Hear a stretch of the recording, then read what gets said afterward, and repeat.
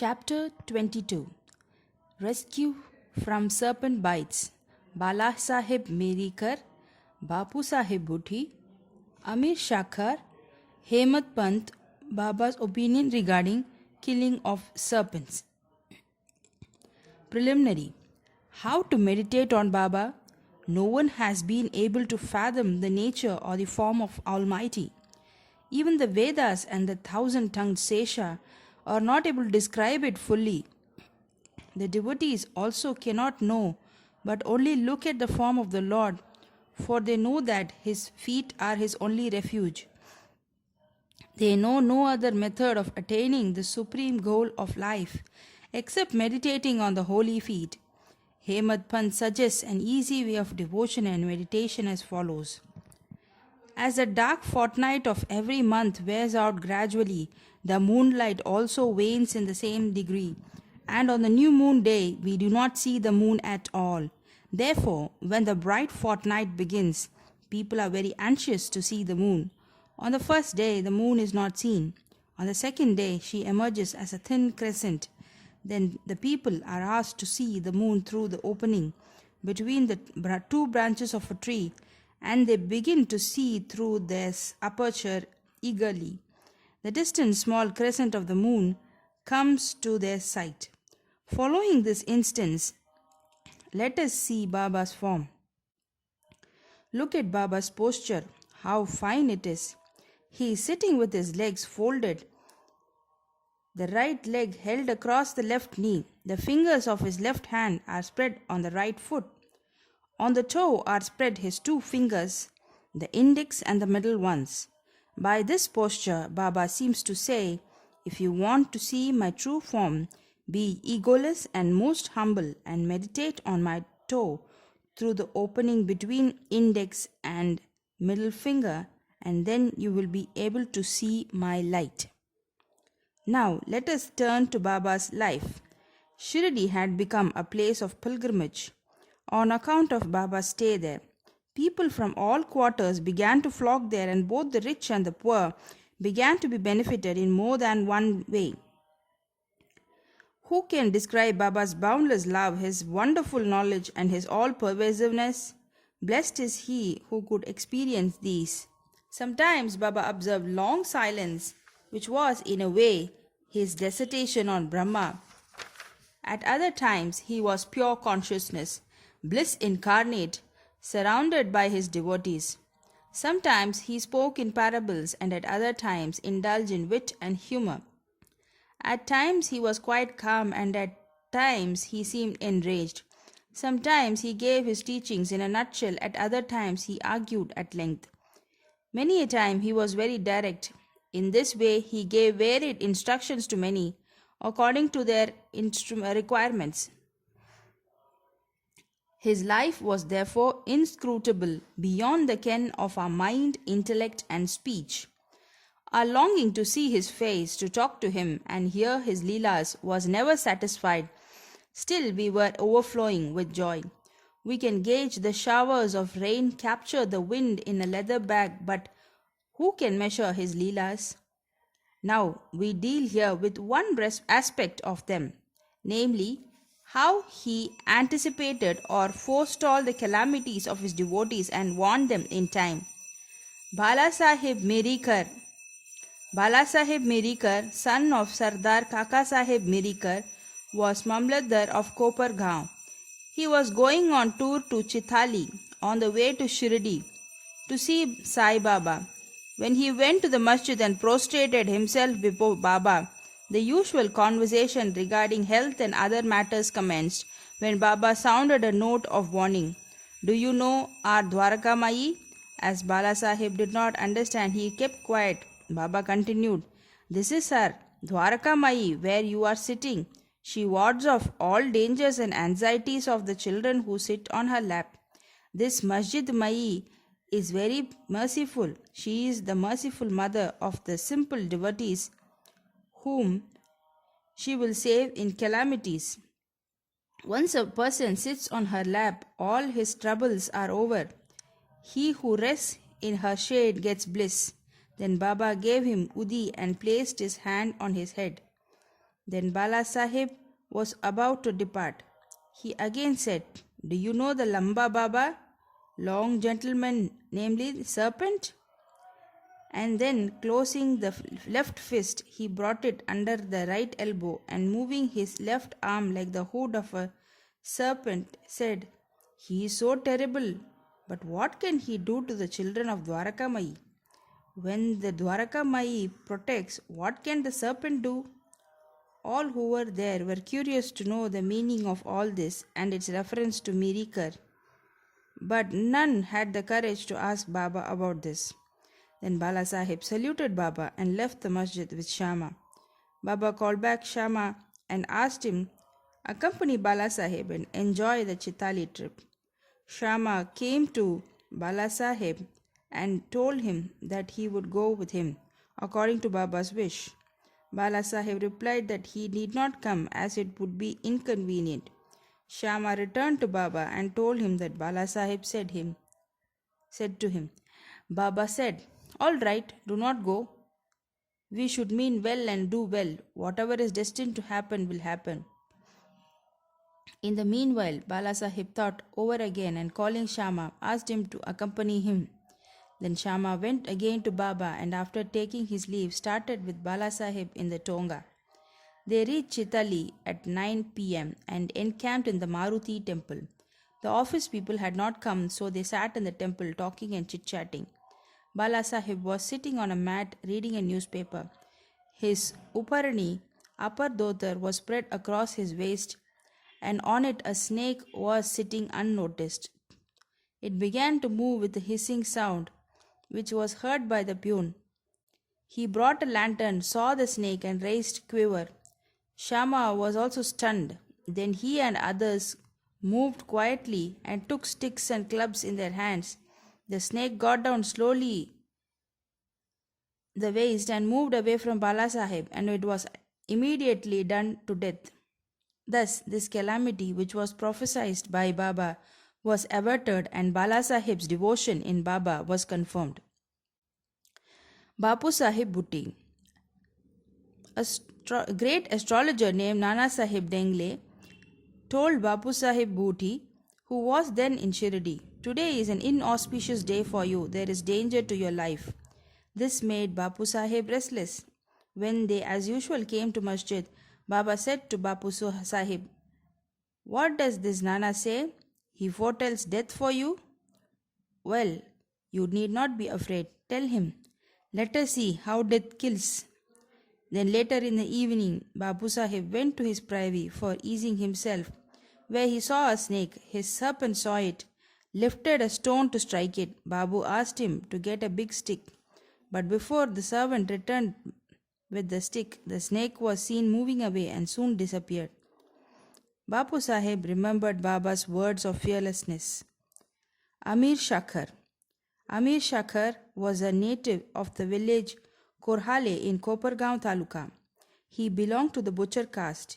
He worked as a commission agent in Bandra and was well known there. He once suffered from rheumatism, which gave him much pain. He then remembered Allah, left his business and went to Shirdi and prayed to Baba to relieve him from this malady. Baba then stationed him in Chavadi. The Chavadi was then a damp, unhealthy place, unfit for a patient. Any other place in the village or Korhale itself would have been better for Amir, but Baba's words was the command, the chief medicine. Baba did not allow him to come to the masjid, but fixed him in the Chavadi every morning and evening. Every alternate day, Baba went to the Chavadi in a procession and slept there, so Amir got Baba's contact very often. Amir stayed there for a full 9 months and then he got a disgust for the place. So one night he stealthily left the place and came to Kopargaon and stayed in the Dharmashala. There he saw an old dying fakir who asked him for water. Amir brought it and gave it to him. As soon as he drank it, he passed away. Now Amir was in a fix. He thought that if he went and informed the authorities, he would be held responsible for the death, as he was the first and sole informant and knew something about it. He repented for his action leaving Shirdi without Baba's permission, and prayed to Baba. He then determined to return to Shirdi, and the same night he retreated, remembering and muttering Baba's name all the way, and reached Shirdi before daybreak and became free from anxiety. Then he lived in the Chavadi in perfect accordance with Baba's wish and orders and got himself cured. One night it so happened that Baba cried at midnight, "Oh Abdul, some devilish creature is dashing against the side of my bed." Abdul came with a lantern, examined Baba's bed, but found nothing. Baba asked him to examine carefully all the place and began to strike the ground with his sadka. Seeing this Leela of Baba, Amir thought that Baba might have suspected some serpent there. Amir could know by close contact with Baba the meaning of his words and actions. Baba then saw near Baba Amir's cushion something moving. He asked Abdul to bring in the light, and when he brought it, he saw the serpent coiled up there, moving its head up and down. Thereupon, the serpent was immediately beaten to death. Thus, Baba gave timely warning and saved Amir's life. Hemad Pant, Scorpion and Serpent. 1. At Baba's recommendation, Kaka Sahib Dikshit was daily reading the two works of Sri Eknath Maharaj, namely Bhagavat and Bhavartha Ramayan, and Hemad Pant had the good fortune to be one of the audience when the reading of the work was going on. Once, when a portion from the Ramayan relating to humans testing Rama's greatness according to his mother's instruction was being read, all the listeners were spellbound. Hemad Pant was one of them. A big scorpion, none knew where it came from, jumped, sat on the right shoulder of the Hemad Pant on his Uparani. First, it was not noticed, but as the Lord protects those who are intent on hearing his stories, he casually cast a glance over his right shoulder and noticed it. It was a dead silent, not a bit moving here or there. It seemed as if it was also enjoying the reading. Then, by the Lord's grace, Hemad Pant, without disturbing the audience, took the two ends of his dhotar, folded them, brought them together, enclosing the scorpion within. Then he went out and threw it into the garden. 2. On another occasion, some persons were sitting in the upper floor of Kaka Sahib Wada before nightfall when a serpent crept through a hole in the window frame and sat coiled up. A light was brought. Though it was first dazzled, yet it sat still and moved its head up and down. Then many persons rushed there with sticks and cudgels, but as it sat in an awkward place, no blows could be dealt. But hearing the noises of men, the serpent went out hastily through the same hole. Then all the persons present there felt relieved. Baba's opinion. One devotee named Muktaram then said that it was good that the poor creature escaped. Hemad Pant challenged him, saying that the serpent should better be killed. There was a lot of hot discussion between them, the former contending that serpents and such creatures should not be killed, the latter that they should be. As night came on, the discussion came to an end without any decision being arrived at. Next day, the question was referred to Baba, who gave him settled opinion as follows.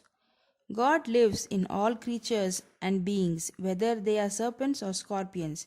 He is the great wire puller of the world, and all the beings, serpents, scorpions, etc., obey his command. Unless he wills it, nobody can do any harm to others. The world is all dependent on him, and no one is independent. So, we should take pity and love all creatures, leave off killings and be patient. The Lord God is the protector of all. Bow to Sri Sai. Peace be to all. End of chapter 22. Chapter 23. Yoga and Onion. Shama cured of snake bite. Cholera ordinance broken. Ordeal of Guru Bhakti. Preliminary. In reality, this jiva, human soul, transcends the three qualities, namely sattva, rajas and tamas. But being deluded by maya, he forgets his nature, which is pure consciousness, bliss, knowledge, and thinks that he is the doer and thus entangles himself in endless miseries and does not know the way of deliverance. The only way of deliverance is the loving devotion towards the Guru's feet. The great player or actor, Lord Sai, has delighted his bhaktas and transformed them into himself. We regard Sai Baba as an incarnation of God for reasons already stated, but he always said that he was an obedient servant of God. Though an incarnation, he showed the people the way how to behave satisfactorily and carry out the duties of their respective stations in their life. He never emulated others in any way, nor asked others to have something done for him. For him, who saw the God in all movable and immovable things of this world, humility was the virtue. None he disregarded or disrespected, for he saw Narayan in all beings. He never said, I am God, but that he was a humble servant, and he always remembered him and always uttered Allah Malik. God is the sole proprietor or owner. We do not know the various kinds of saints, how they behave, what they do, etc. We only know that by God's grace they manifest themselves in this world to liberate the ignorant and bound souls. If there be any store of merits on our account, we get a desire or interest in listening to the stories and leelas of the saints, otherwise not. Let us now turn to the main stories of this chapter, Yoga and Onion. Once it so happened, a sadhak of yoga came to Shirdi with Nana Sahib Chandorkar. He had studied all the works on yoga, including the Yoga Sutras of Patanjali, but had no practical experience. He could not concentrate his mind and attain samadhi even for a short time. He thought that if Sai Baba will be pleased with him, he will show him the way to attain samadhi for a longer time. With this object in view, he came to Shirdi, and when he went to the masjid, he saw Sai Baba eating chapati with onion. On seeing this, a thought crossed his mind. How can this man eating stale bread with raw onion solve my difficulties and help me? Sai Baba read his mind and said to Nana Sahib, O Nana, he who has the power to digest onion should eat it and none else. Hearing this remark, the yogi was wonderstruck, and he fell at Baba's feet with complete surrender. With pure and open mind, he asked his difficulties and got their solutions from Baba. Thus, being satisfied and happy, he left Shirdi with Baba's udi and blessings. Shama cured of snake bite. Before Hemad Pant begins the story, he says about the jiva that it can be very well compared with a parrot, and that they both are bound, the one in the body and the other in the cage. Both think that their present bound state is good for them. It is only when a helper, that is Guru, comes and by God's grace opens their eyes and liberates them from their bondage, that is, their eyes are opened to a greater and larger life, compared to which their former bound and limited life is nothing. In the last chapter, it was shown how Baba anticipated the calamity that was to befall on Mr. Mirikar and rescued him from it. Now, let the readers hear a story more interesting than this. Once Shama was bitten by a poisonous snake. His little fingers on the hand was stung and the poison began to spread in the body. The pain was severe, and Shama thought that he would pass away soon. His friends wanted to take him to the god Vithoba, where such cases were often sent, but Shama ran to the masjid to his Vithoba, Sai Baba. When Baba saw him, he began to scold and abuse. He got enraged and said, "O vile Bhutudia, do not climb up. Beware if you do so," and then roar, "Go, get away, come down." Seeing Baba thus, red with wrath, Shama was greatly puzzled and disappointed. He thought that masjid was his home and Sai Baba his sole refuge. But if he was driven away like this, where should we go? He lost all hopes of life and kept silent. After a while, when Baba became normal and calm, Shama went up and sat near him. Then Baba said to him, "Don't be afraid, don't care a jot. The merciful fakir will save you. Go and sit quiet at home. Don't go out. Believe in me and remain fearless and have no anxiety. Then he was sent home. Immediately afterwards, Baba sent Tatya Patil and Kaka Sahib Dikshit to him with instructions to effect that he should eat what he liked, should move around in the house, but should in no case lie down and sleep. Needless to say that these instructions were acted upon and Shama got all right in a short time. The only thing to be remembered in this connection is this: the words of Baba, or the 5 syllable mantra, go, get away, come down, were not addressed to Shama as it apparently looked, but they were a direct order to the snake and its poison not to rise up and circulate through Shama's body. Like others well versed in Maharashtrian mantra,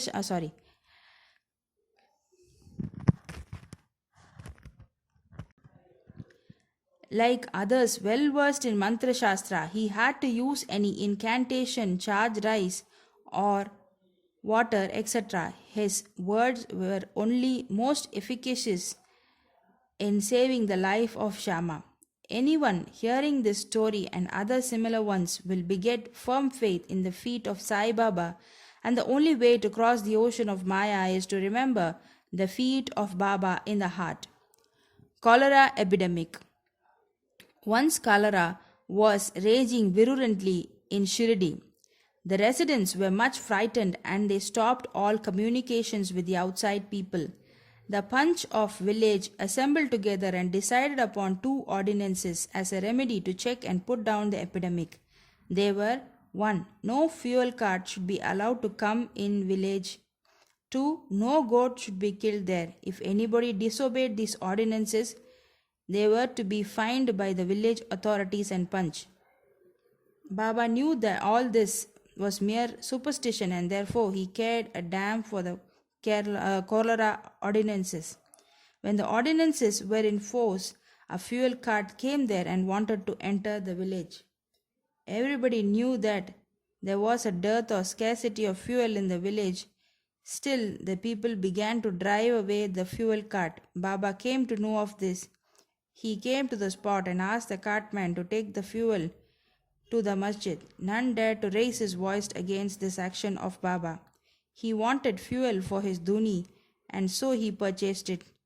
Like an Agnihotri keeping his sacred fire alive throughout his life, Baba kept his duni ever burning all day and night, and for this he always stocked up fuel.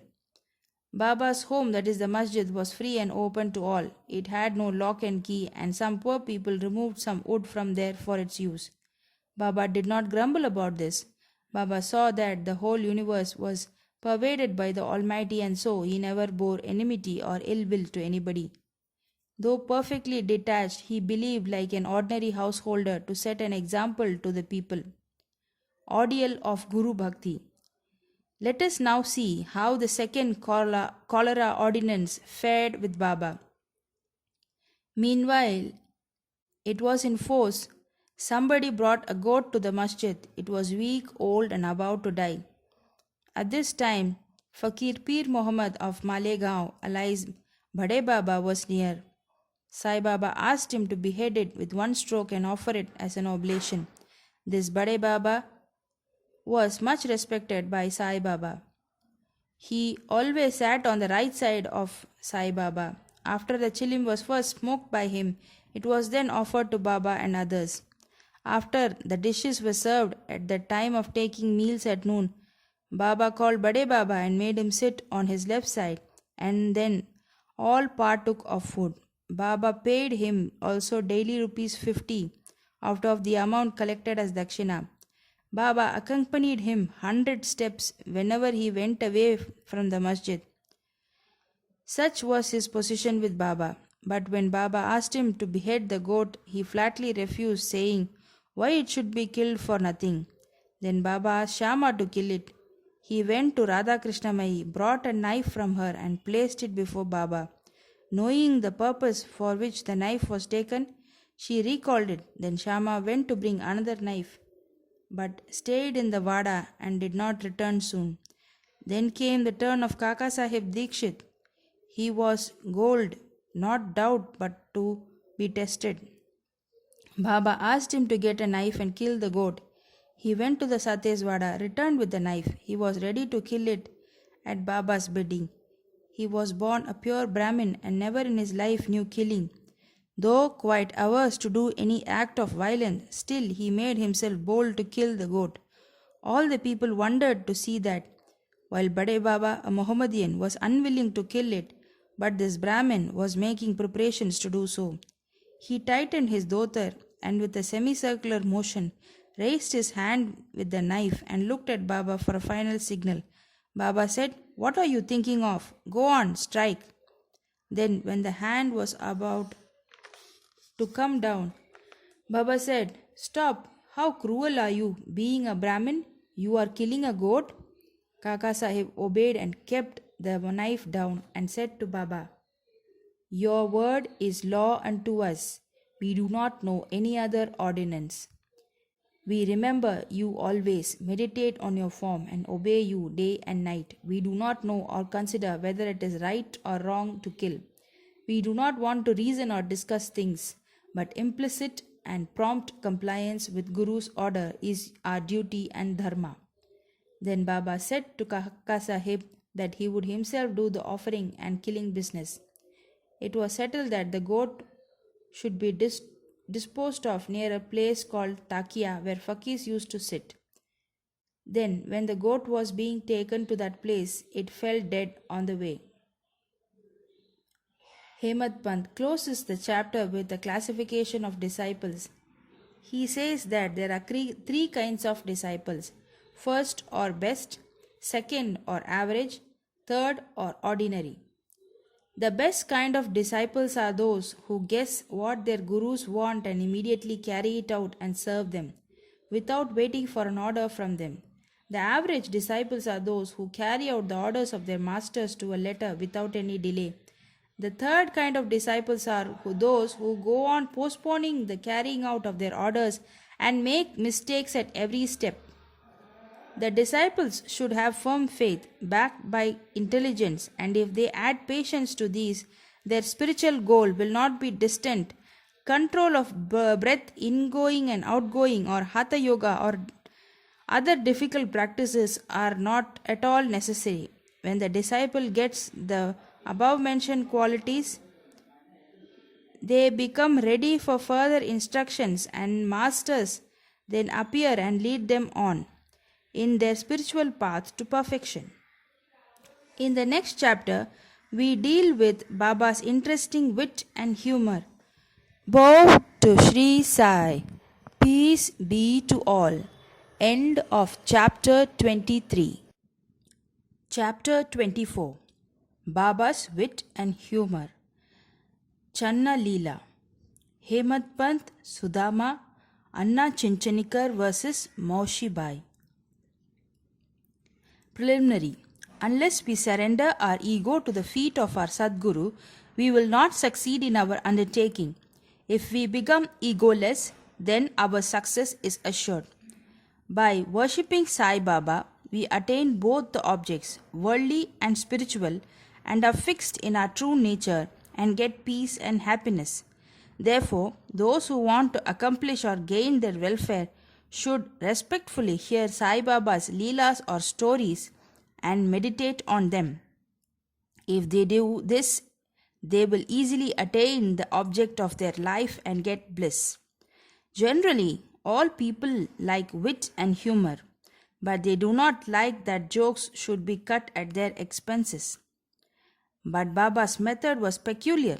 When it was accompanied with good gestures, it was very interesting and instructive, and the people therefore did not mind, even if they were held up to the ridicule. Hemad Pant gives his own instance below. Channa Leela. In Shirdi, a special bazaar was held every Sunday, and people from the neighborhood villages came there, erected booths and stalls in the open streets, and sold their wares and commodities. Every noon the masjid was crowded, but on Sunday it was crowded to suffocation. On one such Sunday, Hemad Pant sat in front of Baba, shampooing his legs and muttering God's name. Shama was on Baba's left, Vaman Rao to his right. Shriman Bhuti and Kaka Sahib Dikshit and others were also present there. Then Shama laughed and said to Anna Sahib, "See that some grains seem to have stuck to the sleeve of your coat." So saying, he touched the sleeve and found that there were some grains. Hemad Pant straightened his left forearm to see what the matter was, and to the surprise of all, some grains of gram came rolling down and were picked up by the people who were sitting there. This incident furnished a subject matter for joke. Everybody present began to wonder and said something or the other as to how the grains found their way into the sleeve of the coat, and lodging there so long, Hemad Pant also could not guess. When nobody could give any satisfactory explanation in this matter, and everybody was wondering about this mystery, Baba said as follows: "This fellow Anna Sahib has got the bad habit of eating alone. Today is a bazaar day and he came there chewing grams. I know his habit, and these grams are a proof of it. What wonder is there in this matter?" Hemad Pant: "Baba, I never know of eating things alone." "Then why do you shoulder this bad habit on me? I have never yet seen Shirdi Bazaar. I never went to Shirdi Bazaar today. Then how could I buy grains and how could I eat them if I had not bought them? I never eat anything unless I share it with others present around me at the time of my meal." "Baba, it is true that you give to the persons present, but if none be nearby, what could you or I do? But do you remember me before eating? Am I not always with you? Then do you offer me anything before you eat?" Moral: let us mark and note carefully what Baba has taught us by this incident. He has advised us that before the senses, mind, and intellect enjoy their objects, first he should be remembered, and if this can be done, it is in a way by making an offering to him. The senses, etc., can never remain without their object, but if those objects are first offered to the Guru, the attachment of them will naturally vanish. In this way, all the vrittis regarding desire, anger, avarice, etc., should first be ordered and directed to the Guru, and if this practice be followed, the Lord will help you in eradicating all the vrittis. When, before enjoyment of the objects, you think that Baba is present, the question whether the object is fit to be enjoyed or not will at once arise. Then the object that is not fit to be enjoyed will be shunned, and in this way our vicious habits or vices will disappear and our character will improve. Then love for the Guru will grow and pure knowledge will sprout out. When this knowledge grows, the bondage of body consciousness will snap and our intellect will be merged in spiritual consciousness. Then we shall get bliss and contentment. There is no difference between Guru and God. He who sees any difference in them finds God nowhere. So, leaving aside all ideas of difference, we should regard Guru and God as one. And if we serve our Guru as stated above, God will be certainly pleased, and by purifying our minds will give us self-realization. To put the matter in a nutshell, we should not enjoy any object with our senses,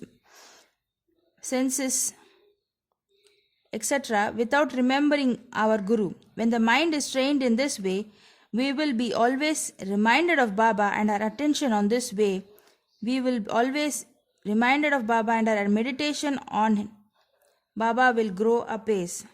The Shagun form of Baba will ever be before our eyes, and then devotion, non-attachment and salvation will be ours. When Baba's form is thus fixed before our mental vision, we forget hunger, thirst and this sansar. The consciousness of worldly pleasures will disappear and our mind shall attain peace and happiness.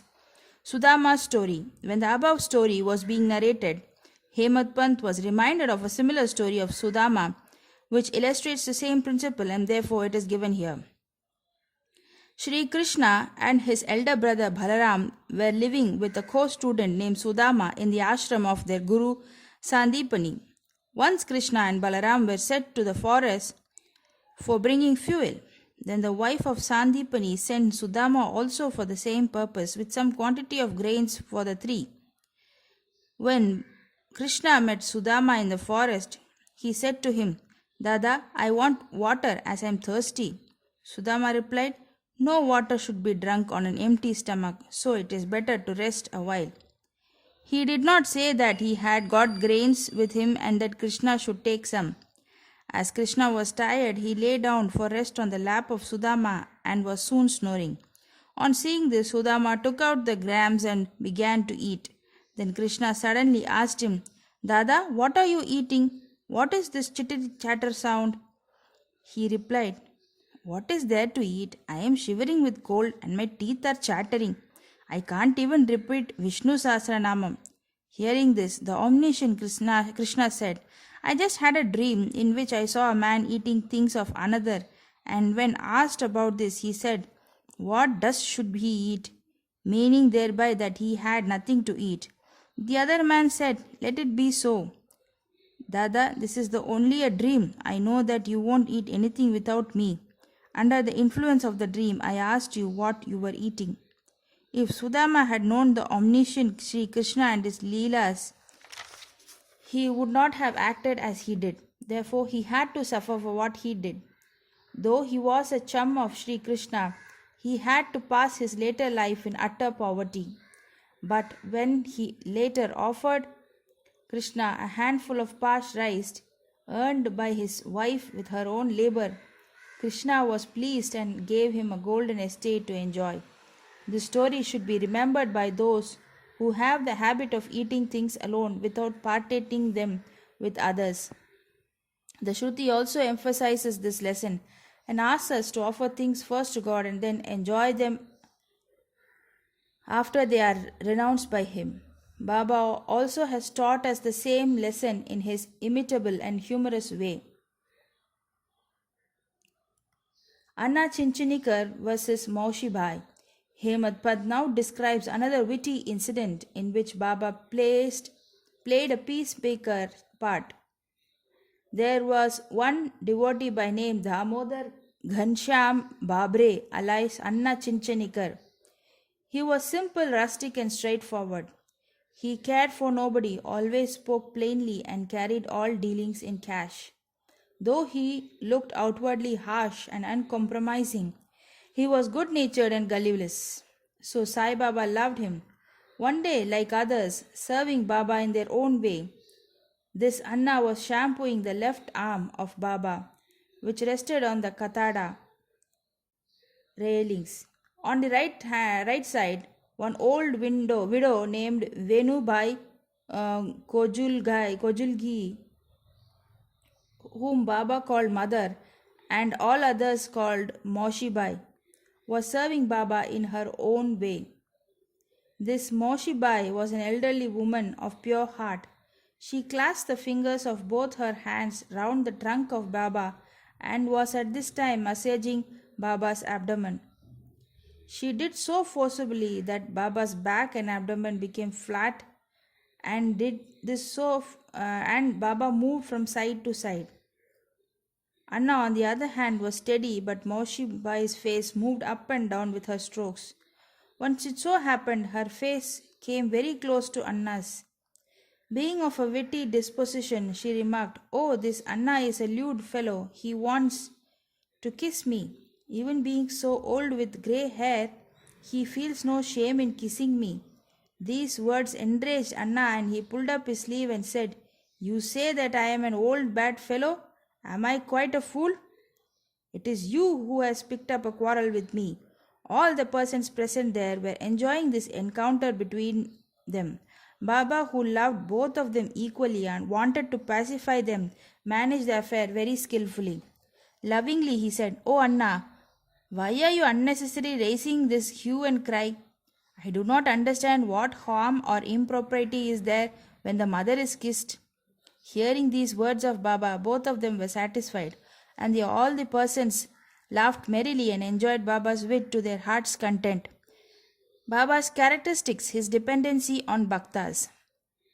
Baba allowed his devotees to serve him in their own way and did not like any other persons interfering in this. To quote an instance, the same Moshibai was on another occasion kneading Baba's abdomen. Seeing the force used by her, all other devotees felt nervous and anxious. They said, "O mother, be considerate and moderate, otherwise you will break Baba's arteries and nerves." At this, Baba got up at once from his seat and dashed his satka on the ground. He got enraged and his eyes became red like a live embers. None dared to stand before Baba. Then took hold of one end of the satka with both hands and pressed it in the hollow of his abdomen. The other end he fixed in the post, began to press his abdomen against it. The satka, which was about 2 or 3 feet in length, seemed all ready to go into the abdomen, and the people feared that the abdomen would be ruptured in a short time. The post was fixed and immovable, and Baba began to go closer and closer to it and clasped the post firmly. Every movement the rapture was expected, and they were all dismayed, did not know what to do, and stood dumbfounded with wonder and fear.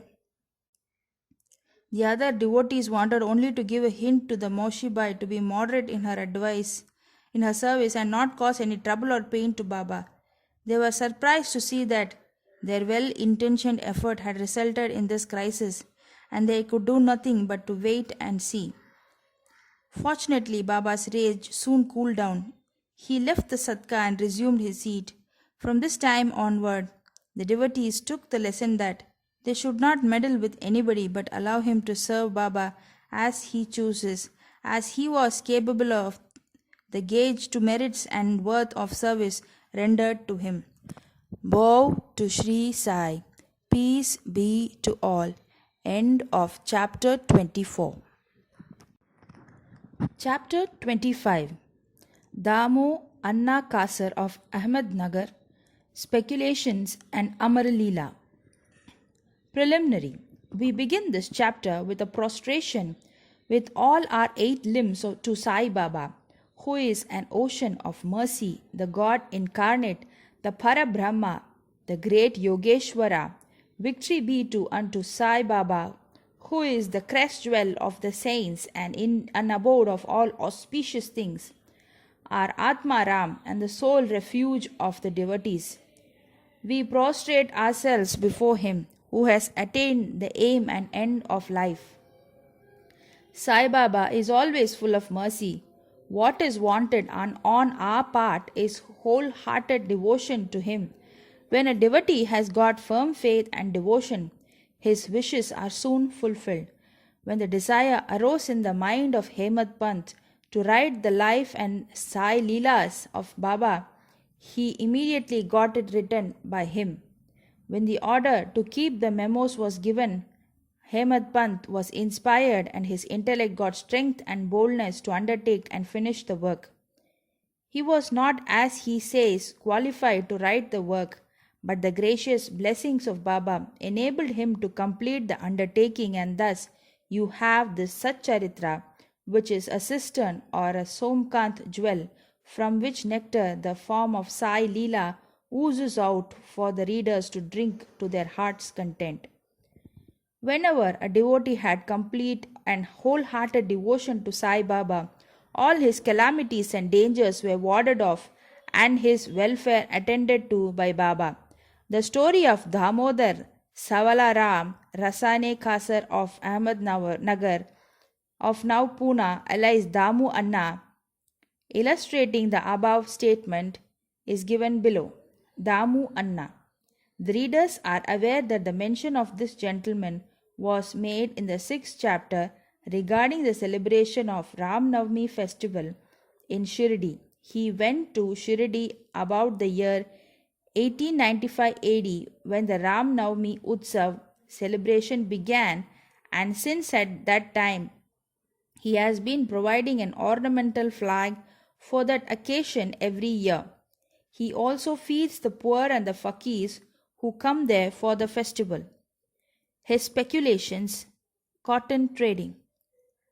A Mumbai friend of Damu Anna wrote to him that they should do some cotton speculation business in partnership, which would bring them about 2 lakhs of rupees as profit.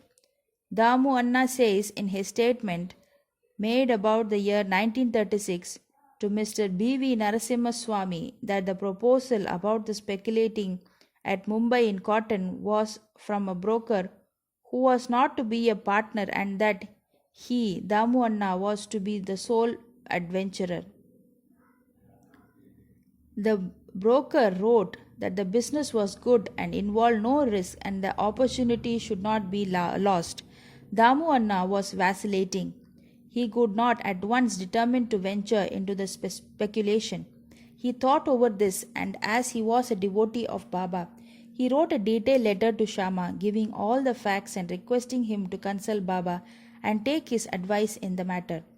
Shama got the letter next day, and when he went with it to the noon masjid and placed it before Baba, he asked Shama what the matter was and what the letter was about. He replied that Damu Anna of Nagar wanted to consult him about something.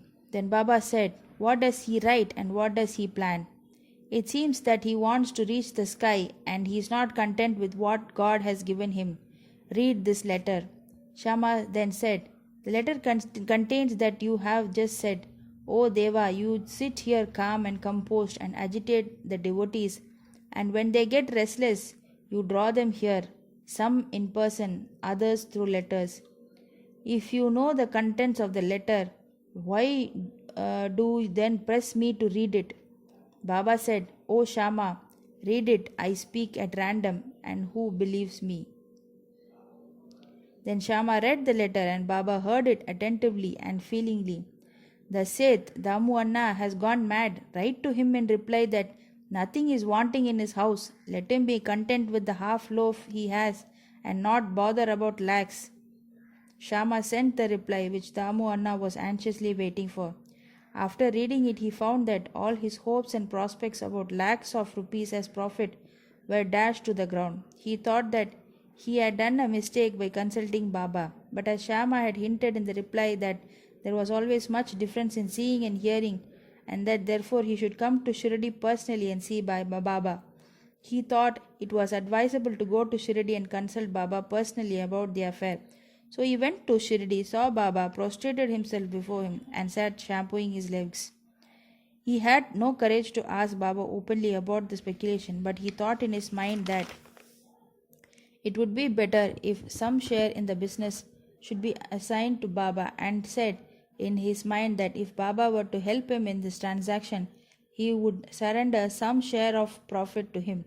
Damu Anna was thus thinking secretively in his mind, but nothing was veiled from Baba. Everything, past, present, and future, were clear to him.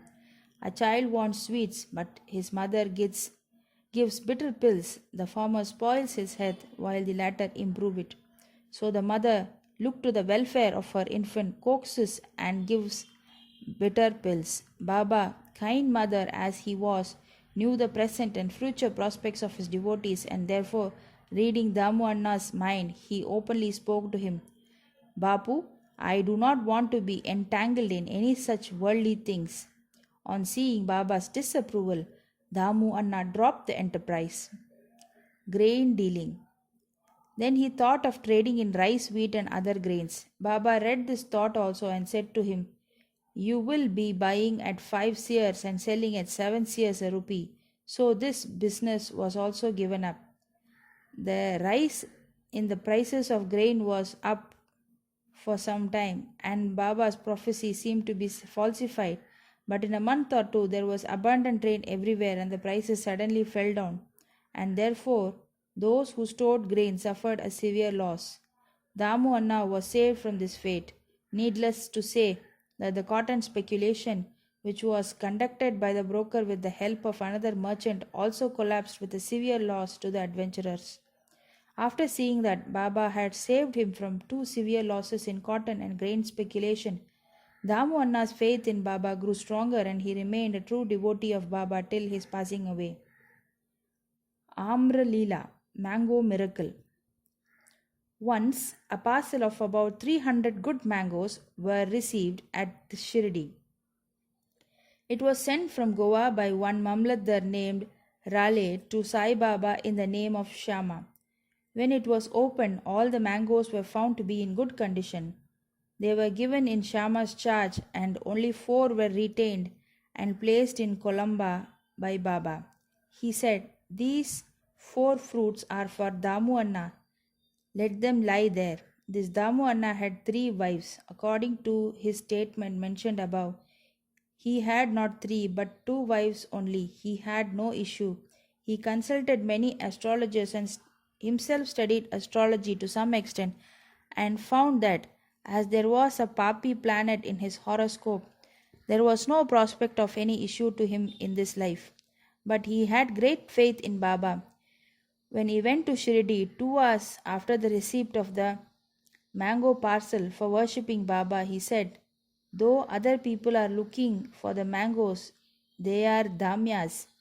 He whose they are should eat and die."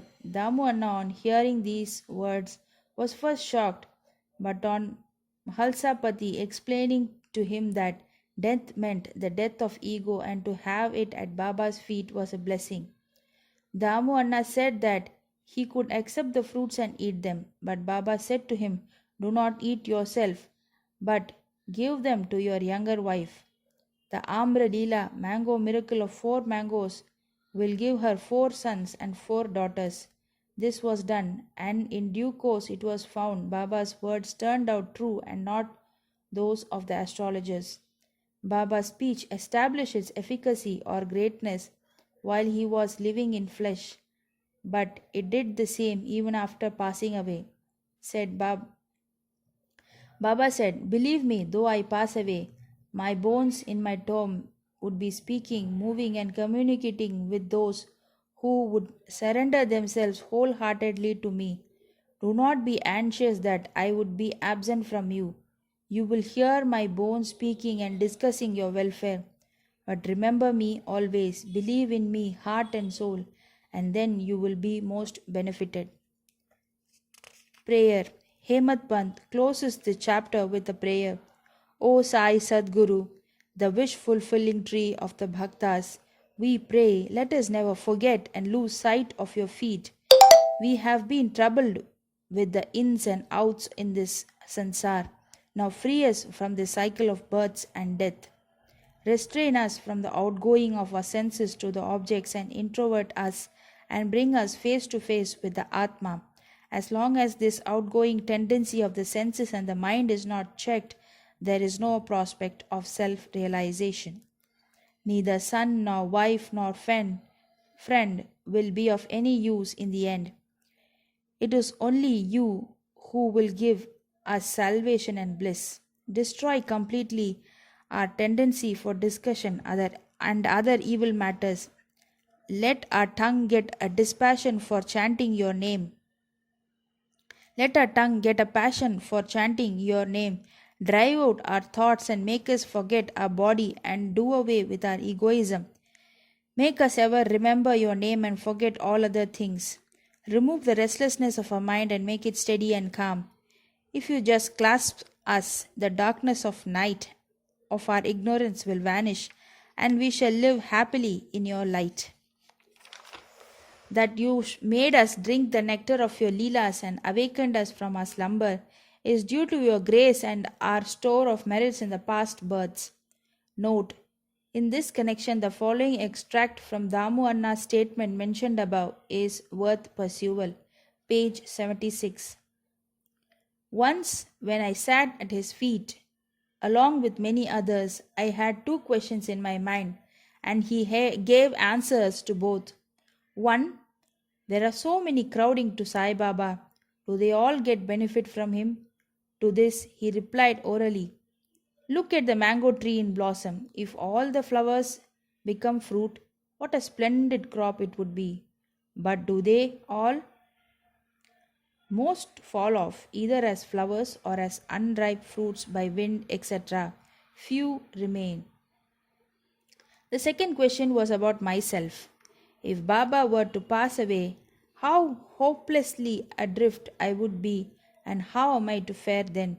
To this Baba answered that he would be with me whenever and wherever I thought of him. That promise he had kept up before. 1918 and has been giving up after 1918 and has been keeping up after 1918. He is still with me. He is still guiding me. This was about 1910 to 1911 when brothers separated from me and my sister died and was there and there was a theft and police inquiry. All these incidents made me very disturbed. When my sister died, my mind was much upset. I did not care for life and enjoyments. When I went to Baba, he pacified me with his Upadesh and made me eat a feast of Poran Poli at Appa Kulkarni's house. There was a theft in my house. A 30-year-old friend of mine stole my wife's jewel box, including her auspicious Nath nose ring. I wept before Baba's photo. The next day, the man returned the jewel box and asked for pardon. Bow to Sri Sai. Peace be to all. End of chapter 25. Chapter 26. Stories of Bhakta Panth, Harish Chandra Pitale, Gopal Ambedkar. Preliminary. All the things that we see in the universe are nothing but a play of Maya, the creative power of the Lord. These things do not really exist. What really exists is the Absolute. Just as we mistake a rope or a garland for a serpent on account of darkness, we always see the phenomena, that is, things, as they outwardly appear and do not mnemon, which underlies all the visible things. It is only the Sadguru who opens the eyes of our understanding and enables us to see things in their true light and not as they appear. Let us therefore worship the Sadguru, pray to him to give him the true vision, which is nothing but God vision. Inner worship. Hemad Panth has given us a novel form of worship. Let us, he says, use water in the form of tears of joy to wash the Sadguru's feet. Let us besmear his body with sandal paste of pure love. Let us cover his body with the cloth of true faith. Let us offer 8 lotus in the form of 8 sattvic emotions and fruit in the form of our concentrated mind. Let us apply to his head the bukha, black powder in the form of devotion, and tie the waistband of bhakti and place our head at his feet. After decorating the Sadguru with all ornaments this way, let us offer ourselves to him and wave charmer of devotion to ward off heat. After such blissful worship, let us pray thus, turn our mind inward, give us discrimination between the unreal and the real and non-attachment for all worldly things, and thus enable us to get self-realization. We surrender ourselves, body and soul, body consciousness and ego to you. Make our eyes yours so that we would never feel pleasure and pain. Control our body and mind as you wish. Let our mind rest in your feet. Now let us turn to the stories of this chapter. Bhakta Panth. Once it so happened a devotee named Panth, a disciple of another guru, had the good fortune of visiting Shirdi. He had no mind to go to Shirdi, but man proposes one way and God disposes the other. He was travelling in a BB and CY railway train when he met many friends bound for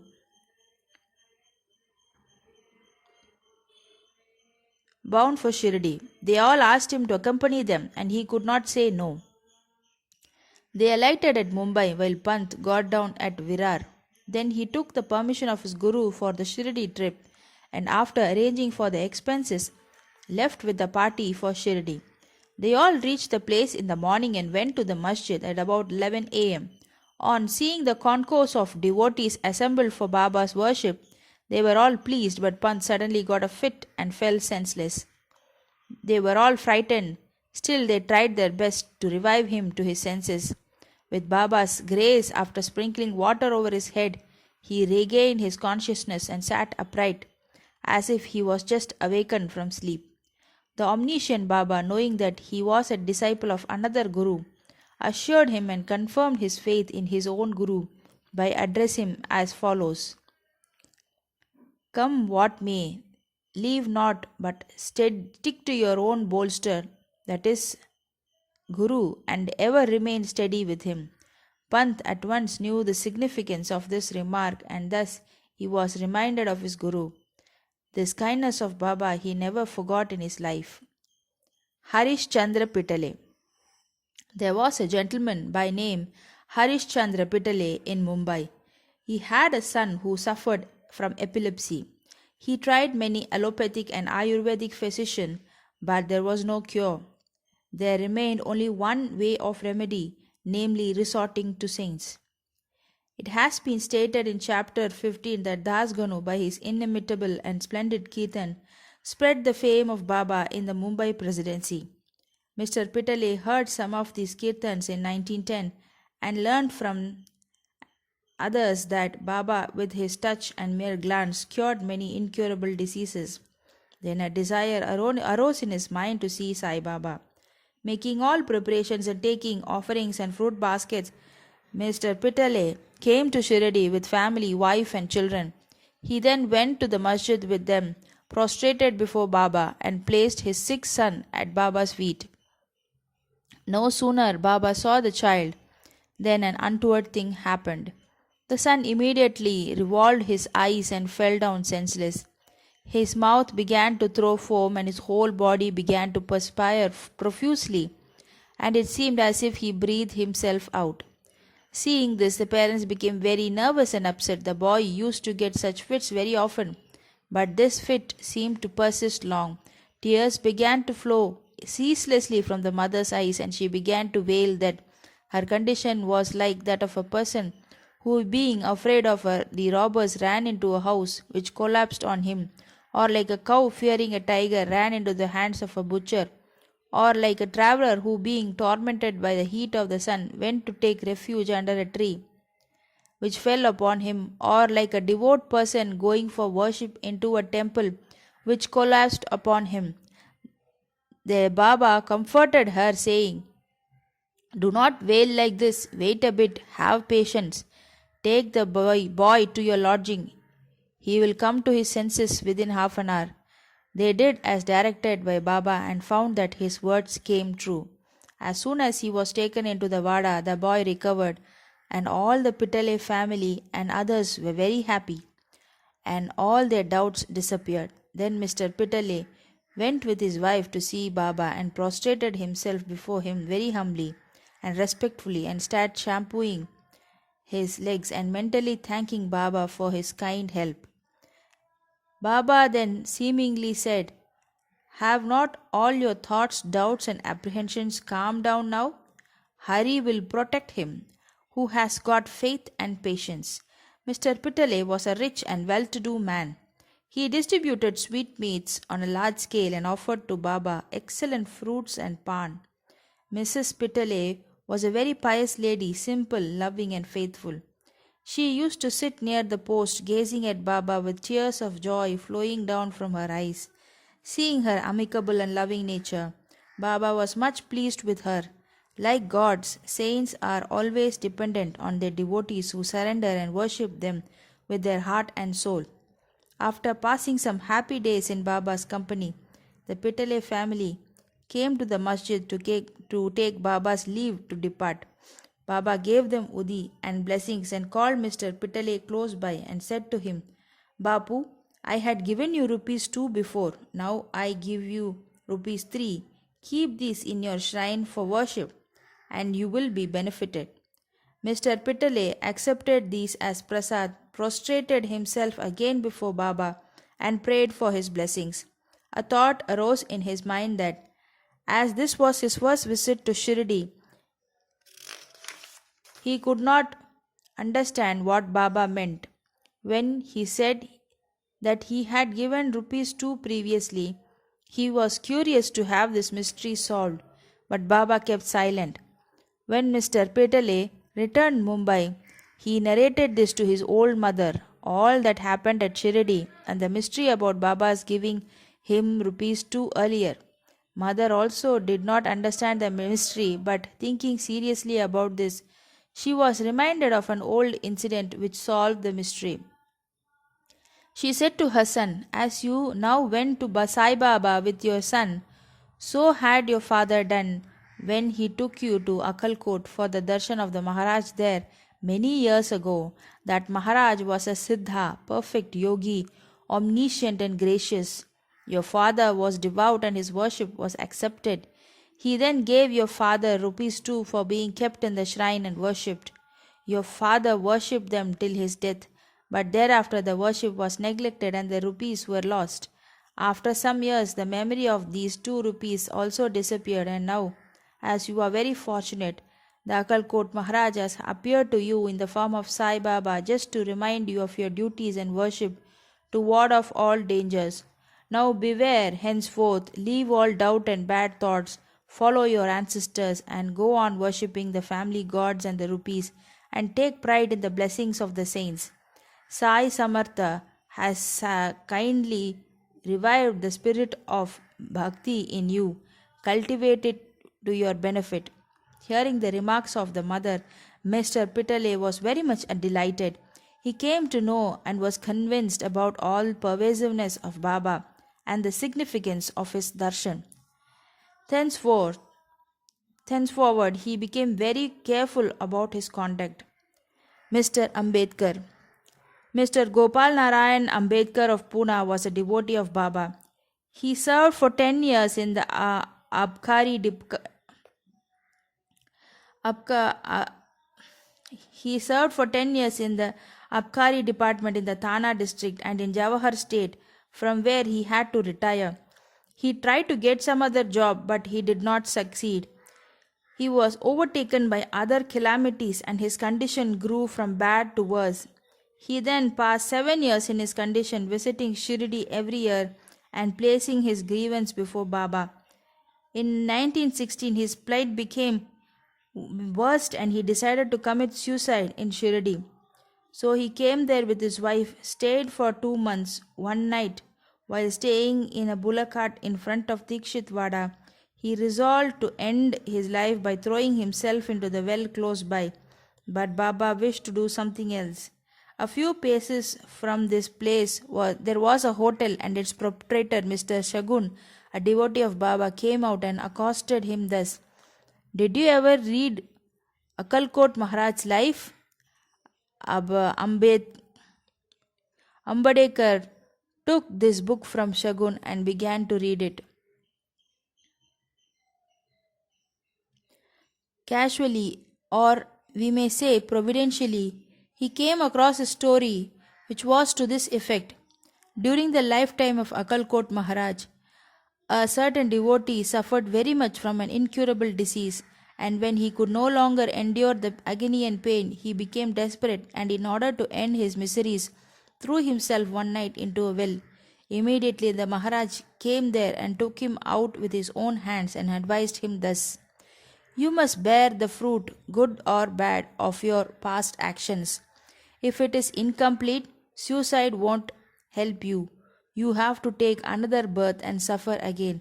So instead of killing yourself, why not suffer for some time and finish up the fruit of your past deeds and be done with it once and for all?" Reading this appropriate and timely story, Ambedkar was much surprised and moved. Had he not got Baba's hint through the story, he would have been no more. On seeing Baba's all-pervasiveness and benevolence, his faith in him was confirmed and he became a staunch devotee. His father was a devotee of Akalkot Maharaj, and Sai Baba wanted him to walk into his father's footsteps and continue his devotion to him. He then got Sai Baba's blessings and his prospects began to improve. He studied astrology, gained proficiency in it, and thereby improved his lot. He was able to earn sufficient money and passed his later life in ease and comfort. Bow to Sri Sai. Peace be to all. End of chapter 26. Chapter 27. Favor shown by giving Bhagavat and Vishnu Sahasranamam. Dikshit's Vittal Vishan Gita Rahasya Kapardes. This chapter describes how Sai Baba favored his devotees by granting them religious books after he had touched and consecrated them for Parayan, reading regularly, and certain other matters. Preliminary. When a man takes refuge at the feet of the Sadguru, he gets the merit of bowing to the Trinity, that is, Brahma, Vishnu, and Mahesh, and also Parabrahma. Victory be unto Sri Sai, the wish fulfilling tree and the ocean of knowledge, who gives us self realization. O Sai, create in us reverence for your stories. Let the readers and audience devour them with the same relish with which the Chataka birds drinks the water from the clouds and becomes happy. While listening to your stories, let them and their families get all the true and pious emotions, namely, let their bodies perspire, let their eyes be full of tears, let their breath be steady, let their minds be composed, let their hair stand on end, let them cry, sob, and quiver, let their hostilities vanish. When these things happen, that is a sign of the grace of the Guru dawning upon them. When these emotions grow in you, the Guru is most pleased and will certainly lead you on to the path of self realization. The best way, therefore, to get free from the shackles of Maya is a complete and wholehearted surrender of Baba. The Vedas cannot take you across the ocean of Maya. It is only the Sadguru who can do so and make you see the God in all creatures. Granting consecrated book. The various method of imparting instructions followed by Baba have already been touched in the previous chapters. In this we shall deal with one aspect of it. It was the habit of some devotees to take to Baba some religious books of which they wanted to make a special study and to receive the same back from him after they were touched and consecrated by him. While reading such books daily, they felt that Baba was with them. Once Kaka Mahajani came to Shirdi with a copy of Eknathi Bhagavat. Shamak took this book to read in the masjid. There Baba took it from him, touched it, and turning some pages here and there, gave it back to Shama and asked him to keep it with him. When Shama said that it belonged to Kaka and had to be returned to him, "No, no," replied Baba. "As I have given it to you, you better keep it. It will be of no use to you. It will be of use to you." In this way, many books were entrusted to Shama. Kaka Mahajani, after a few days, came again with another copy of the same Bhagavat and gave it in Baba's hand. Then Baba gave it back as prasadam and asked him to preserve it well and assured him that it would stand him in good stead. Kaka accepted it with reverence. Shama and Vishnu Sahasranamam. Shama was a very intimate devotee of Baba, and Baba wanted to favor him in a particular way by giving him a copy of Vishnu Sahasranamam as prasad. This was done in the following way. Once a Ramdasi, follower of Saint Ramdas, came to Shirdi and stayed there for some time. The routine he followed daily was as follows. He got up early in the morning, washed his face, bathed, and then, after wearing saffron-colored clothes and besmearing with sacred ashes, read Vishnu Sahasranamam, a book giving 1,000 names in praise of Vishnu and held second in importance of Bhagavad Gita and Adhyatma Ramayan, a historic version of Rama's story with faith. He read these books very often. After some days, Baba thought of favoring and initiating Shama with Vishnu Sahasranamam. He therefore called the Ramdasi to him and said to him that he was suffering from intense stomach pain, and unless he took senna pods, sonamukhi, a mild purgative drug, the pain would not stop. So he should please go to the bazaar and bring the drug.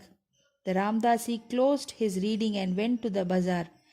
Then Baba came from his seat to Ramdasi's place of reading, took out the copy of Vishnu Sahasranamam, and after coming back to his seat, said to Shama, Shama, this book is very valuable and efficacious, so I present it to you.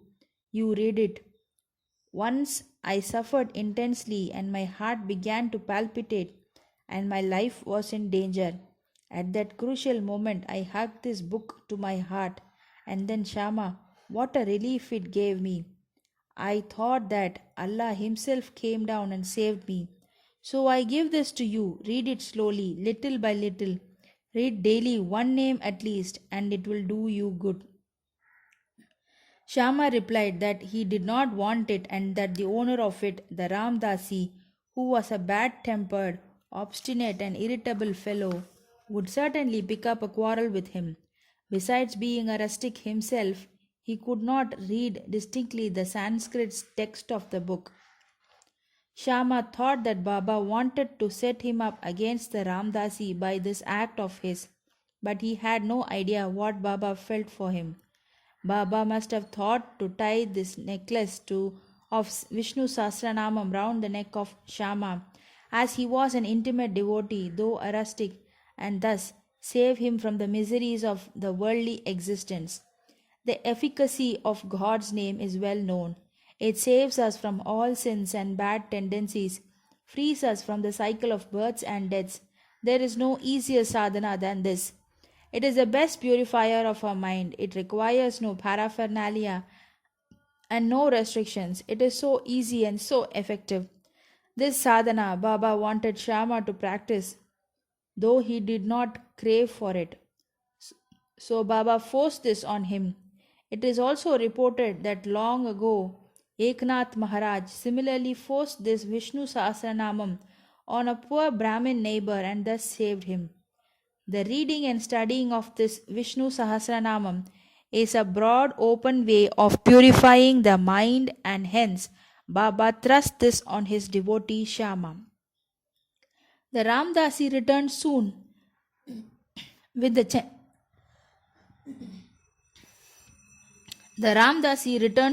Senapods. Anna Chinchinikar, who was then present and wanted to play the part of Narad, the celestial rishi who was known for setting up confrontations between God and demons and vice versa, informed him of what happened. The Ramdasi at once flared up. He came down at once on Shama with full fury. He said that it was Shama who set Baba to send him away under the pretext of stomachache for bringing the medicine and thus took away the book. He began to scold and abuse Shama and remarked that if the book was not returned, he would dash his head. Shama calmly remonstrated him, but in vain. Then Baba spoke kindly to him as follows. O Ramdasi, what is the matter with you? Why are you so turbulent? Is not Shama our boy? Why do you scold him unnecessarily? How is it that you are so quarrelsome? Can you not speak soft and tender words? You read these sacred books daily and still your mind is agitated and your passions uncontrolled. What sort of Ramdasi you are? You ought to be indifferent to all things. Is it not strange that you should possess this book so strongly?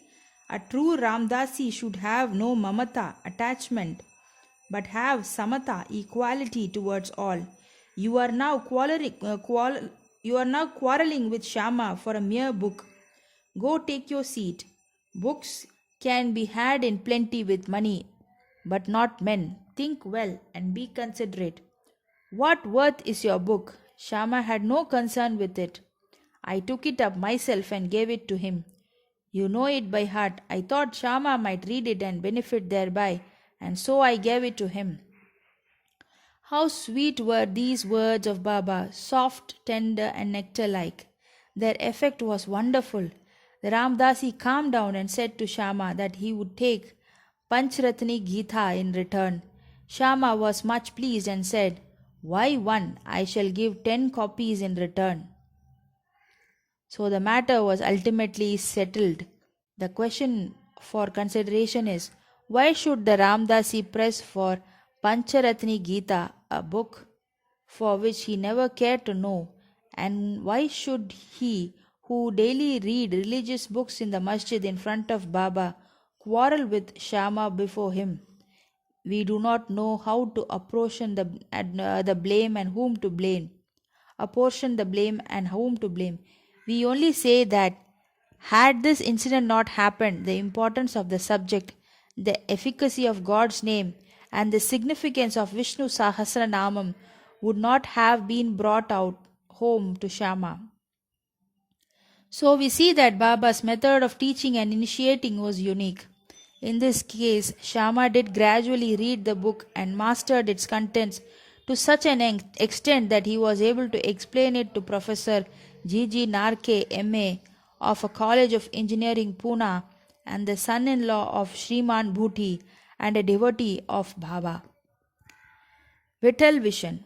One day, while Kaka Sahib Dikshit was in meditation after his morning bath in his Vada at Shirdi, he saw a vision of Vital. When he went to see Baba afterwards, Baba asked him, "Did Vital Patil come? Did you not see him? He is very elusive. Hold him on fast, otherwise he will give you a slip and run away." Then at noon, a certain hawker came there with 20 or 25 pictures of Vital of Pandharpur for sale. Mr. Dikshit was surprised to see that the form of Vital he saw in his meditation exactly tallied with that in the picture, and he was also reminded of Baba's words. He therefore bought one picture most willingly and kept it in his shrine for worship. Baba always loved those who studied Brahma Vidya and encouraged them. To give an instance, once Bapu Sahib Jog received a post parcel. It contained a copy of Gita Rahasya by Lokamanya Tilak. Taking it under his armpit, he came to the masjid and prostrated before Baba. When the parcel fell at Baba's feet, Baba enquired what it was. It was opened then and there, and the book was placed in Baba's hand. He turned some pages here and there for a few minutes, took out a rupee from his pocket, placed it on the book, and handed the same with the rupee to Jog and said to him, "Read this completely and you will be benefited." Mrs. and Mr. Kaparde. Let us close this chapter with a description of the Kapardes. Once Dada Sahib Kaparde came with his family and lived in Shirdi for months. Dada Sahib was not an ordinary man. He was an affluent and the most famous advocate of Amaravati, and was a member of the Bar Council of State, Delhi. He was intelligent and was a very good speaker. Still, he dared not open his mouth before Baba. Most devotees spoke and argued with Baba off and on, but only three, namely Kaparde, Nulkar and Bhuti, always kept silent. They were meek, modest, humble and good-natured. Dada Sahib was able to expound Panchadashi, well-known Sanskrit treatise on the Advait philosophy by the famous Vidyaranya. To others, uttered no word when he came to the masjid before Baba. A man, however learned he may be, even in Vedas, fades away before one who has realized Brahma, becomes one with it. Learning cannot stand before self-realization. Dada Sahib stayed for 4 months, but Mrs. Kaparde stayed for 7. Both were highly pleased with their Shirdi stay. Mrs. Kaparde was faithful and devout, and loved Baba deeply. Every noon she brought Nevedya herself to the masjid, and after it was accepted by Baba, she used to return and take her meals. On seeing her steady and firm devotion, Baba wanted it to exhibit to others. One noon she brought a sweet containing sanza, wheat pudding, puris, rice, soup, kheer, and other sundry articles to the masjid. Baba, who usually waited for long hours, got up at once, went up to his seat, and removing the cover from the dish, began to partake of the things zealously. Shama then asked him, "Why this partiality? At times you throw away dishes of others and do not care to look at them, but this appeals to you earnestly. Why is the dish brought by this lady so sweet?" This intrigues Baba. This intrigues us. Baba then explained, "This food is really extraordinary. In former birth, this lady was a merchant's fat cow yielding much milk. Then she disappeared and took birth in a gardener's family, then in a Kshatriya family and married a merchant. Then she was born in a Brahmin family. I saw her after a very long time. Let me take some sweet morsels of love from her dish." After saying this, Baba did full justice to her dish, washed its mouth and hands, belched out as he was fully satisfied, and resumed his seat. Then she bowed down and began to shampoo Baba's legs and he began to talk with her and knead her arms, which was shampooing his legs. On seeing this reciprocal service, Shama began to joke and said, "It is going on well. It is a wonderful sight to see God and his bhakta serving each other." After being pleased with with her sincere service, Baba asked her in low and fascinating tone to chant Raja Ram, and then always and said, "If you do this, your life's object will be achieved. Your mind will attain peace and you will be immensely benefited." To persons unfamiliar with spiritual matters, this might appear as a polite gesture, but really it was not. It was a case of what is technically called Shakti path, that is, transference of power from the Guru to the disciple. How effective were Baba's words! In an instant they pierced her heart and remained there. This case illustrates the nature of the relation that should subsist between the Guru and the disciple. Both should love and serve each other as one. There is no distinction or nor any difference between them. Both are one, and one cannot live without the other. The disciple placing his head at the Guru's feet is a gross and outward vision. Really and internally they are both one and the same. Those who see any difference between them are yet unripe and not perfect. Bow to Sri Sai. Peace be to all. End of chapter 27. Chapter 28. Sparrows drawn to Shirdi. 1. Lakshmi Chand. 2. Barhanpur Lady. 3. Megha. Preliminary. Sai is not finite or limited. He dwells in all beings, from ants and insects to the god Brahma. He pervades all. Sai was well versed in the knowledge of the Vedas as well as in the science of self-realization. As he was proficient in both these, he was well fitted to be the Sadguru. Anyone, though learned but not able to awaken the disciples and establish them in self-realization, does not deserve to be called a Sadguru. Generally, the worldly parents give birth to the body, but death invariably follows life.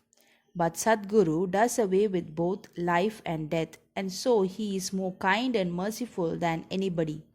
Sai Baba often said that, "Let him, man, devotee, be at any distance 1,000 kos away from him, he will be drawn to Shirdi like a sparrow with a thread tied to its feet."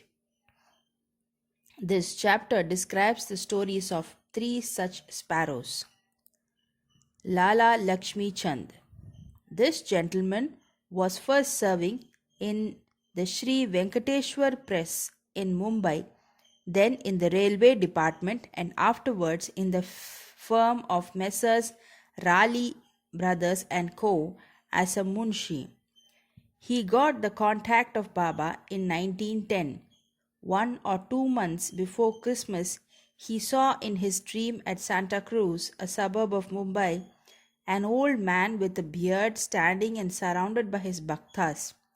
A few days later, he went to the house of his friend, Mr. Dattatreya Manjunath Bijur, to hear the kirtan by Das Ganu.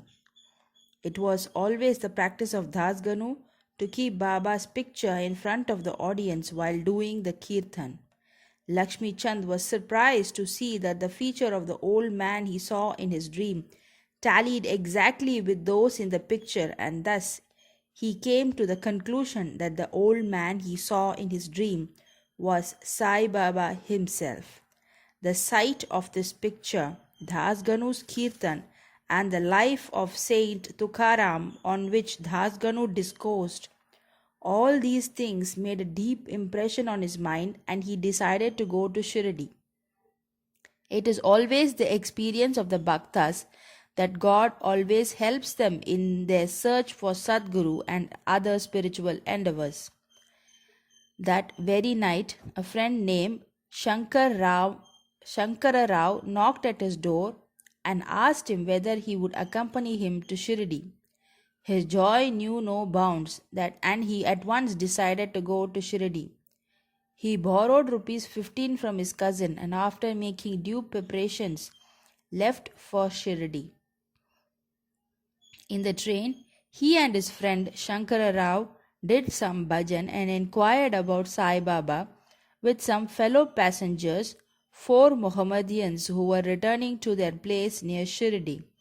They all told them that Sai Baba was a great saint living in Shirdi for many years. When they reached Kopargaon, he wanted to buy some good govas for offering to Baba, but he was so much enwrapped with the scenery and sights there that he forgot to purchase them. When they were nearing Shirdi, he was reminded of the govas. Just then, he saw an old woman with a goa basket on her head running after the Tonga. The Tonga stopped and he gladly purchased some fruits when the woman said, "Take all the rest and offer them on my behalf to Baba." The fact, namely that he had intended to purchase guavas, had forgotten to do so. The old woman's encounter and her devotion to Baba, all these were a pleasant surprise to both the friends, and Lakshmi Chand thought in his mind that the old woman might be some relation of the old man he saw in his dream. Then they drove on and came near Shirdi, and on seeing flags on the masjid, they saluted them. With puja materials in hand, they went to the masjid and worshipped Baba with due formality. Lakshmi Chand was much moved and was extremely happy to see Baba. He was enwrapped with Baba's feet as a bee with a sweet smelling lotus. Then Baba spoke as follows: "Cunning fellow, he does bhajan on the way and inquires from others. Why ask others? Everything we should see with our own eyes. Where is the necessity to question others? Just think for yourself whether your dream is true or not. Where was the necessity of the darshan by taking a loan from a Marwari? Is the heart's desire now satisfied?" Hearing these words, Lakshmi Chand was wonderstruck at Baba's omniscience. He was at a loss to know how Baba came to know about all the things that had happened en route from his house to Shirdi. The chief thing to note in this respect is that Baba never liked people to borrow or take loan for his darshan or celebrating any holiday or making any pilgrimage. Sanza. At noon, when Lakshmi Chand was sitting at meals, he got some sanza, wheat pudding, from a devotee as prasadam. He was pleased to have it. Next day also he expected it, but got nothing. So he was anxious to get it again. Then on the third day at the noon arti time, Bapu Sahib Jog asked Baba what nevedya he should bring. Baba told him to bring sanza.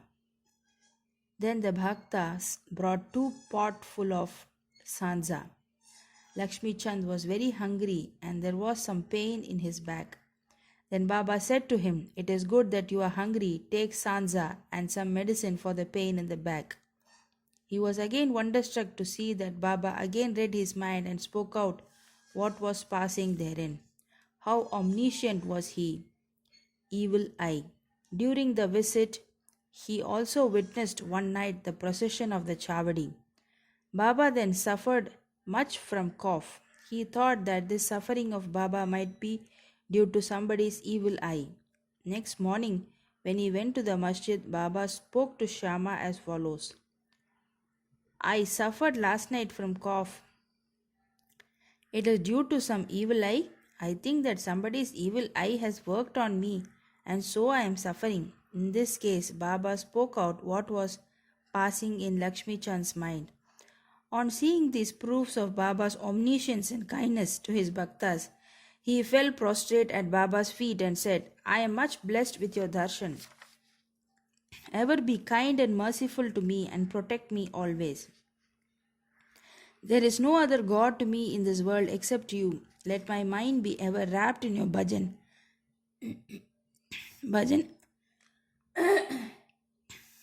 wrapped in your bhajan and feet. Let your grace protect me from the miseries of the world and let me ever chant your name and be happy. After getting Baba's udi and blessings, he returned home with his friend, much pleased and contented, and was singing Baba's glory on the way. He remained a staunch devotee of Baba afterwards and always sent garlands of flowers, camphor, and dakshina with any person of his acquaintance bound for Shirdi. Barhanpur Lady. Now let us turn to another sparrow. One lady in Barhanpur saw in her dream Sai Baba coming to her door and begging khichdi for his meals. On waking up, she saw nobody at her door. However, she was pleased with the vision and told it to all, including her husband. He was employed in the postal department, and when he was transferred to Akola, both husband and wife, who were devout persons, decided to go to Shirdi. Then, on a suitable day, they left for Shirdi and, after visiting Gomati Tirth on the way, reached Shirdi and stayed there for 2 months. Every day, they went to the masjid, performed Baba's worship, and passed their time happily. The couple came to Shirdi to offer khichdi as Naivedya, but for the first 14 days, somehow or other, it could not be offered. The lady did not like this delay or tardiness. Then, on the 15th day, she came at noon to the masjid with her khichdi. There she found that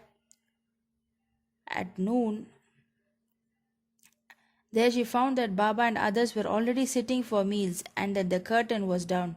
Nobody dared enter in when the curtain was down, but the lady could not wait. She lifted up the curtain and entered. Strange to say that Baba seemed that day hungry for khichdi and wanted that thing first. And when the lady came in with the dish, Baba was delighted and began to eat morsel after morsel of khichdi.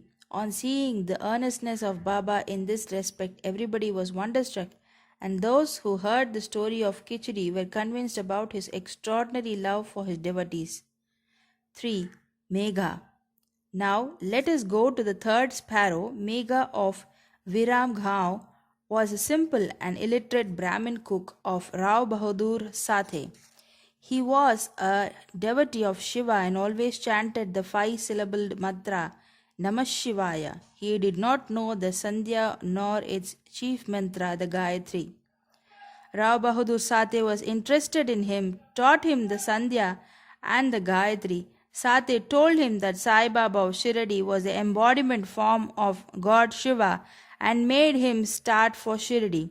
At the Broj railway station, he learned that Sai Baba was a Muslim, and his simple and orthodox mind was much perturbed at the prospect of bowing down to a Muslim, and he prayed to his master not to send him there. His master, however, insisted on his going there and gave him a letter of introduction to his father-in-law, Ganesh Damodar, alias Dada Kelkar at Shirdi, to introduce him to Sai Baba. When he reached Shirdi and went to masjid, Baba was very indignant and would not allow him to enter. Kick out the rascal, roared Baba, and then said to Megha, You are a high caste Brahmin and I am a low Muslim.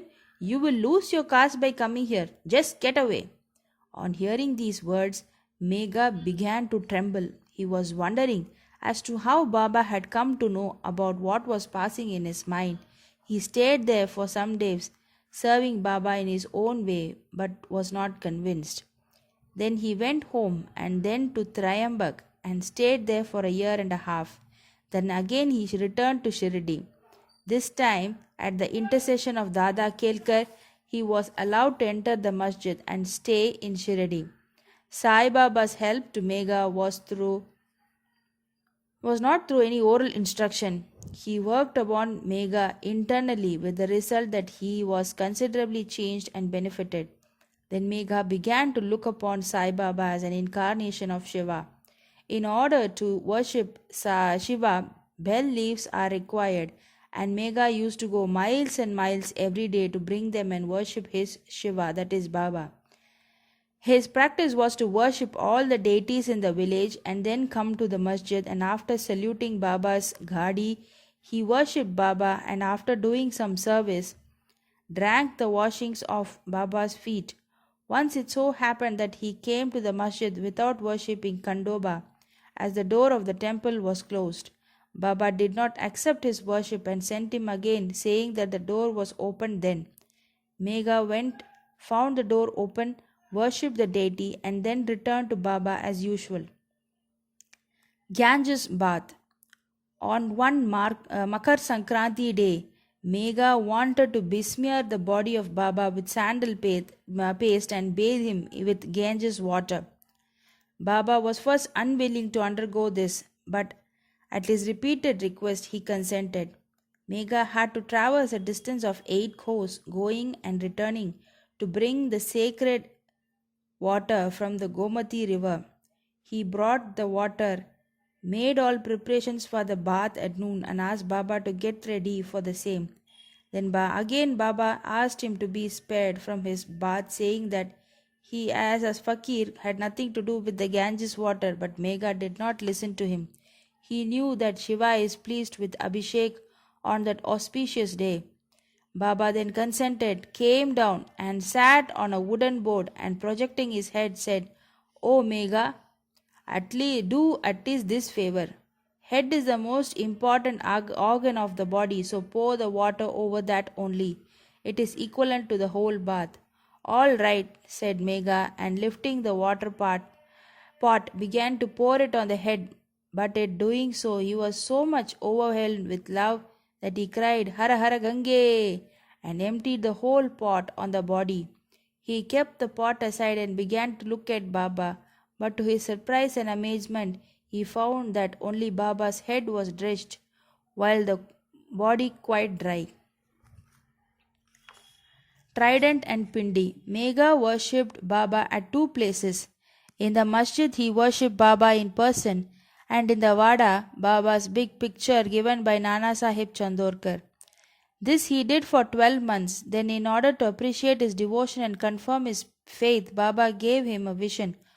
One morning, when Megha was still lying on his bed with eyes closed but internally awake, he saw clearly Baba's form. Baba, knowing him to awake, threw akshata, rice grains marked red with kumkum, and said, "Megha, draw a trident," and disappeared. Hearing Baba's words, he eagerly opened his eyes, saw no Baba there, but only rice grains spread here and there. He then went to Baba, told him about the vision, and asked permission to draw trident. Baba said, "Did you not hear my words asking you to draw trident? It was no vision, but direct order. My words are always pregnant with meaning and never hollow." Megha said, "I thought you woke up, but still all the doors were closed, so I was doubtful and thought it to be a vision." Baba rejoined, "I require no door to enter. I have no form. I always live everywhere. As a wire puller, I carry on all the actions of the man who trusts me and merges in me." Megha returned to the Vada, drew a red trident on the wall near Baba's picture. Next day, a Ramdasi Bhakta came from Pune, saluted Baba, and offered him Pindi, a phallic image of Shiva. At this time, Megha also turned up there. Baba said to him, "See, Shankar has come. Protect him now." Megha was absolutely surprised to see Pindi. Also in the Vada, Kaka Sahib Dikshit was standing with a towel on his head after having taken his bath, and was remembering Sai when he saw a pindi before his mental vision. While he was wondering about this, Megha came and showed him the pindi presented to him by Baba. Dikshit was happy to know that this pindi exactly tallied with the one he saw a few minutes before in his vision. In a few days after the drawing of the trident was complete, Baba installed the pindi near the big picture which Megha was worshipping. The worship of Shiva was dear to Megha, and by the drawing of the trident and the installation of the pindi, Baba confirmed his faith therein. After continuous service of Baba for many years, doing regular worship and arati every noon and evening, Megha passed away in 1912. Then Baba passed his hands over his mortal remains and said, "This was a true devotee of mine." Baba also ordered that at his own expense the funeral dinner should be given to the Brahmins, and this order was carried out by Kaka Sahib Dikshit. Bow to Sri Sai. Peace be to all. End of chapter 28.